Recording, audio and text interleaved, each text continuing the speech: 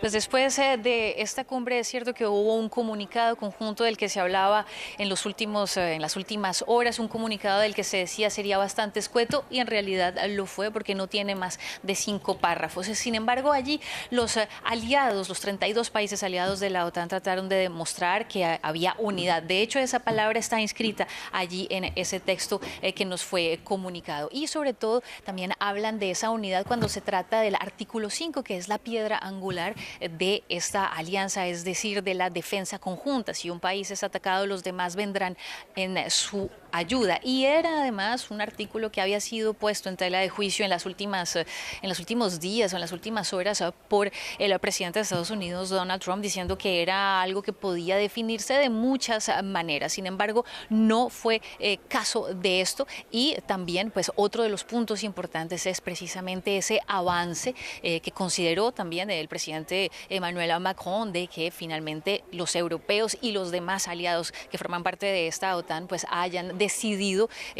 lograr algo histórico que es aumentar ese gasto en materia de defensa hasta el 5% del Producto Interno Bruto, pero efectivamente ahí ya las diferentes disonancias fueron precisamente de España, que llevaba días diciendo desde el domingo, de hecho, que no cumpliría con esto, que no podría pasar del 2,1% del Producto Interno Bruto y que no iba a cambiar de posición. Había otros países que también habían hablado de que no lo harían, como por ejemplo Bélgica, pero esta mañana el primer ministro despejó todas las dudas y precisamente pues ahí se sintió esa disonancia de España, que no quiere comulgar de alguna manera o seguir las mismas las mismas posturas de los demás países. En todo caso, en ese comunicado también reza que los países van a hacer ese esfuerzo en materia de defensa, que tiene que venir acompañado también con innovación, con inversión en la industria militar y de todas maneras algo que puede ser revisado año tras año hasta llegar, por supuesto, al 2035. Natalia, pues seguiremos cómo avanza esta tensión entre Estados Unidos y España, pero en esta declaración conjunta breve, como mencionabas, leemos el compromiso con la defensa de Ucrania, pero cuéntanos precisamente cómo ha encajado la cuestión ucraniana en esta cumbre, porque recordemos que Rusia impone como condición sine qua non para el alto el fuego que Ucrania no entre en la OTAN, una condición que también ha, digamos, compartido Estados Unidos. De hecho, se han reunido, ¿no?, Zelensky y Trump. ¿Qué ha salido de ahí?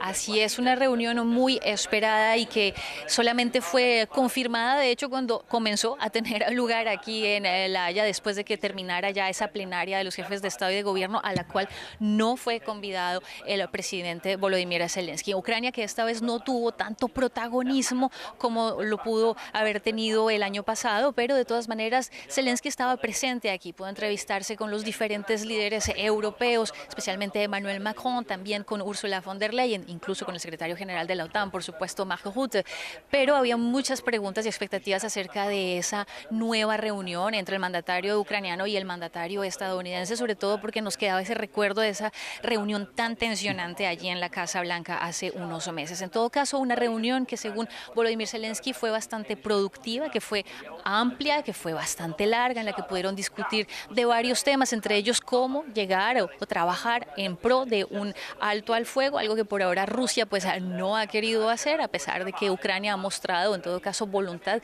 de poderlo hacer, y también de protección de la población civil. Pero efectivamente el punto que se queda por fuera de la agenda, o que se quedó por fuera de la agenda, es sobre la entrada de Ucrania en la OTAN. Eso ha sido un tema que no le gusta a Rusia, a Estados Unidos tampoco. Se había hablado de esto el año pasado diciendo que estaba sobre la vía de esa adhesión, pero finalmente hoy en ningún momento se habló de todo este punto, estuvo por fuera de la agenda.